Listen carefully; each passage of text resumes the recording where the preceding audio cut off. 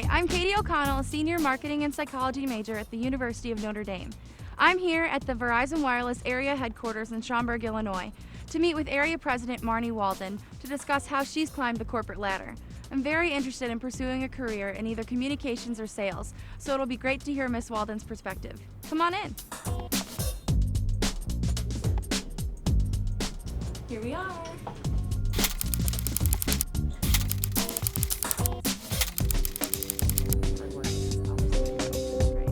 So Marni, where did you go to college and what was your major? I went to Chico State, which is in Northern California. I declared my major as being a business major, took a couple of classes, realized that was not what I wanted to do, and then changed to English. Funny now that I'm in business. What was your first job after graduation, and what were some of your early career moves? My first job out of college was really doing my student teaching with sixth graders. That led me to a friend who had been doing a little bit of work for a very small wireless carrier and said, hey, why don't you come try this thing called wireless? I don't know if it's going to take off, but we think there might be some opportunity. I think you could do a good job in customer service. Got in on the very beginning of what obviously became a huge hit. What is a typical day like for you, and what do your responsibilities include? A typical day for me usually starts off at an airport to one of my markets, and I usually spend time with a number of employees, a number of customers, really just inspecting our overall business. All of the operations inside the Midwest area are my responsibility, and then also the responsibility to be a participating member on the headquarters team to help influence the overall company. Do you see retail as a good career?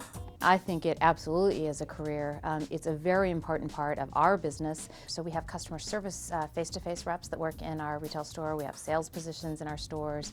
We have operations, managers and assistant managers. So the opportunity just inside a retail store to take lateral moves, to get different experience, or to advance your career is significant. We have thousands of stores across Verizon Wireless, and we continue to expand. We continue to improve the evolution of what those stores look like, the capabilities, the things you can do inside a store, and customers really rely on our store and our retail distribution to help educate them on what's coming. So it's just a huge opportunity for people to learn the business and then to expand even inside the retail location in retail distribution. Which of your professional accomplishments are you most proud of, and why? I am most proud of the fact that I started at the front line and worked my way up. And I never forget that. That's very important. And quite frankly, it's the place that I try and spend the most time today is at the front end of our business where I started, because that's really where the most important work is done. What do you consider to be the defining moment of your career? I don't think I have one defining moment, but I will tell you the last assignment that I had before being the president of the Midwest area, I was in the Southern California region, which is the largest region for Verizon Wireless as a company. And it was probably then, 5 or 6 years ago, that I realized what an impact I can have on employees. That has been a defining moment and continues to be every single day for me. What is the best part about working for Verizon Wireless? I am very proud to work at Verizon Wireless. What we do is very important. We connect people. It is a company that operates with the highest level of integrity, puts the customers and the employees at the front of the business. One of our top 5 initiatives is to ensure that every customer recommends us. And that is a priority at Verizon Wireless last year, the year before, this year, and for 10 years to come. What advice would you give to someone who is interested in pursuing a career in Verizon Wireless?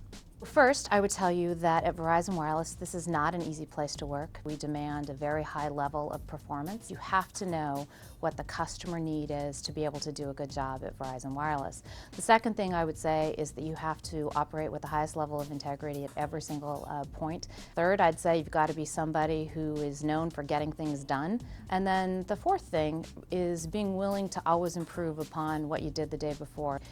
Developing leaders who can run multi-million-dollar business units is incredibly important. And so to be skilled, to understand how to manage employees, manage back-end operations, to learn new technology, to have a great customer service background to manage customer experience. You've been in the wireless industry for a while now and have seen a lot of changes within the competitive structure. How do you think that has benefited you? The competitive environment has definitely changed in wireless. When I first started out, there were 2 carriers in the marketplace, so much different today. Now the expectation is a phone should do much more than dial and do voice calls, but all of these applications that really connect people and connect their lives with data applications and entertainment and voice calls as well. And not just domestically, but globally. So from a career perspective, not only have we had competition that has driven all of that, but it has given opportunity to be involved in so many more things. It just makes it very exciting to be a part of an industry